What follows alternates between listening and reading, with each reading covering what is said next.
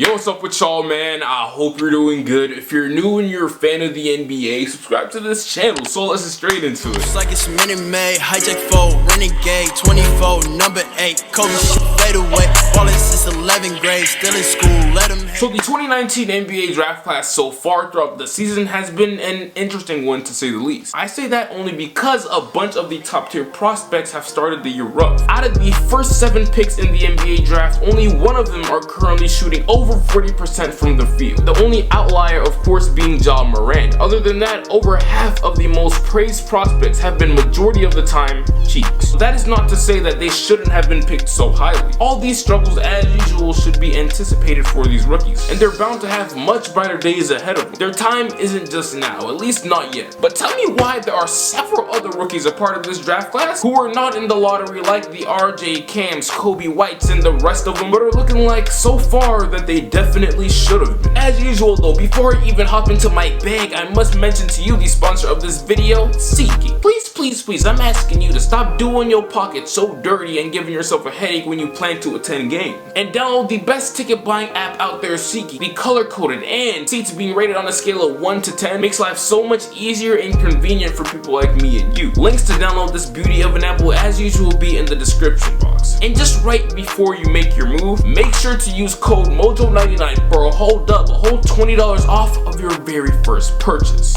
Go crazy.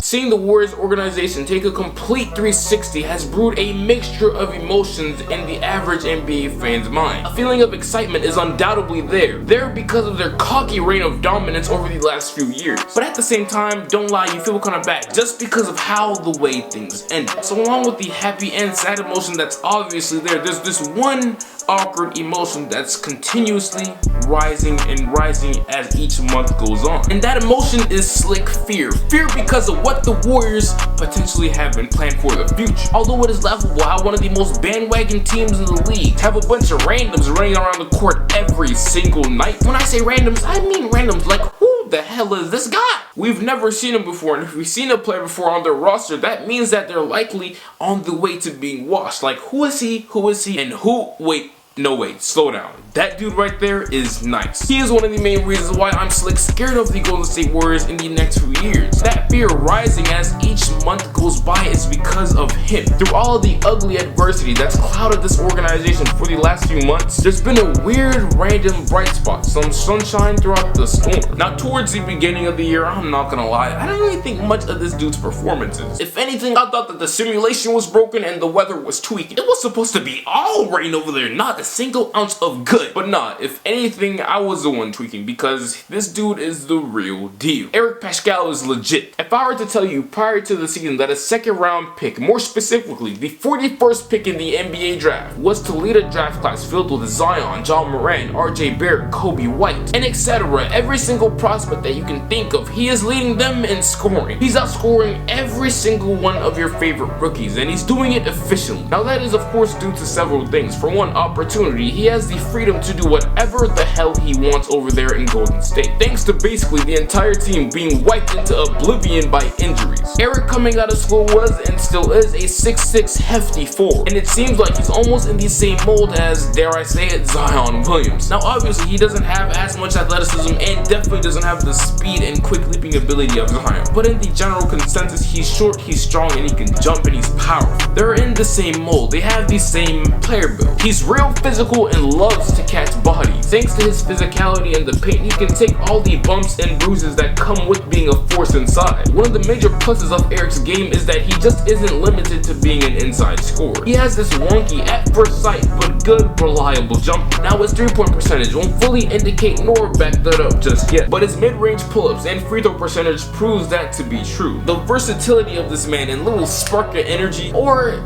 in this case big spark of energy that he provides, is a breath of fresh air in Golden State. A new component, a new tool, a new weapon has been added to the repertoire in Golden State. They did it again. They found another 6'6" forward in the second round of the draft. Another diamond in the rough. Eric is a straight up bully, and he forced his way into the Rookie of the Year discussion, when we all know that someone like him literally has no business in such a topic. He's a professional bully. He just forces and muscles his way into situations. And so far this season, he's bullying bullied his way into averaging 17, 5, and 2 on good efficiency. If scouts weren't so stuck in their head about age in the NBA draft, they would have for sure sensed this coming. If this man Eric wasn't 22 years old, but instead 19 or even 20 years old, I guarantee you he would have been a top 11 pick. Eric mainly fell so low because of his age. 22 in the NBA draft is one of the biggest turnoffs for scouts. Over the last few years, it's been a rarity to see a well-developed prospect like him get drafted high. I swear to you, it feels like all scouts swore to this, you either gotta be 20 or I don't want any type mentality. Another victim of this age factor in the NBA draft has been featured on my channel several times before. If you are a consistent viewer and supporter on my channel and you can't tell who that is on my thumbnail, just know that I'm hella disappointed in you, and you might as well just leave a like on this video to say sorry. Please leave a like anyways. But anyways, that player happens to be Brandon Clark. Like Eric, Brandon was a later pick in the draft. He won number 21 at age 23. Once again, the scouts are blind to talent once age is not preferable. He's more developed and well-rounded than 80% of the rookies coming out of this class. So far this season, the former Summer League MVP has been posting averages of 12 and 6 along with the block per game. And he's been a 60% shooter from the field and a 40% shooter from 3. Stupid efficient. He's an even better player than he was coming out of college. That light leaping, shot blocking menace of a defender he was has tacked on a bunch of new skills and has showed them with consistency. These floaters, 3-point shots, and soft touches at the rim, and him also staying and sticking true to himself by remaining a defensive-minded player is going to be the reason why he ends up being one of the best role players in the NBA. Now, because of who Brandon is and because of his age, his potential is limited and he doesn't really have a great chance at being an all-star. But he without a doubt is a championship-worthy valuable piece. That's the goal at the end of the day, right? To strive and get closer to and eventually win an NBA championship. Players like him, Brandon, will help that vision become more clear and clearer as the years go by. Brandon more than likely is not going to be an all-star, but he for sure will be a role player all-star. Now, we may not look at this draft right now as we speak and suggest that he should have been drafted in the lottery, but best believe that that very well could be the case in just 3 years. You don't believe me? I'm sorry, I don't know what else to tell you. You're just gonna have to sit down and watch like the rest of us. The Miami Heat always seem to attain some of the most random players and turn them into real deal NBA players. The most recent real deal player that they found happened to be Kendrick Nunn. Now, Kendrick wasn't a first round pick nor a second round pick. Wait, did I read that right?